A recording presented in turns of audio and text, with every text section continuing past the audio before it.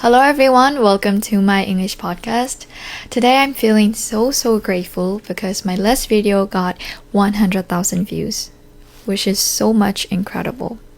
Guys, you're amazing. Thank you so much. Today I want to share my story and some lessons that I've learned on my language learning journey. And this video would be very helpful to anyone who is trying to learn foreign languages. If you want to have good speaking skill, you should watch this video till the end. Let's get started. Lesson number 1 is you cannot be perfect at the beginning of your journey, especially in the real situation. I have 2 friends. One is originally from Peru and one is from the States. Every time I hang out with them, they take 80% of the conversation and the rest of 20% is my reaction. So what I've learned from them at first, that how to respond, how to give the answer to their questions. So the phrases are that, I see, no, that's not fair, I don't think so, or like, I know. So these are how I chat with them. So they take 80% of the conversation and mine is only 20% at first. So now when I meet with them, I speak like 48% and they speak like 60%. My point here is that you should learn how to answer to the questions and you should learn how to react, give the response to them. It's really important. And one more thing, body language is really important in English. So they use like body language a lot and then I copy them. This is how I learned.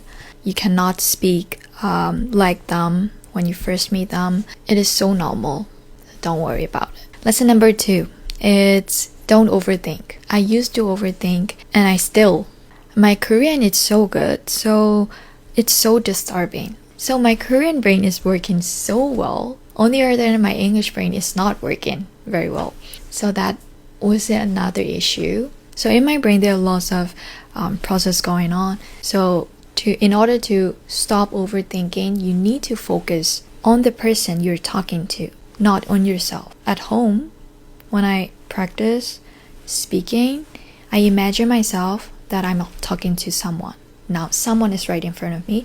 So I'm trying to give my message to them. So focus on the message, not on the grammar rules, not on English itself. Focus on the person you're talking to. So he or she is waiting for your answer. You don't have much time to process everything in your brain.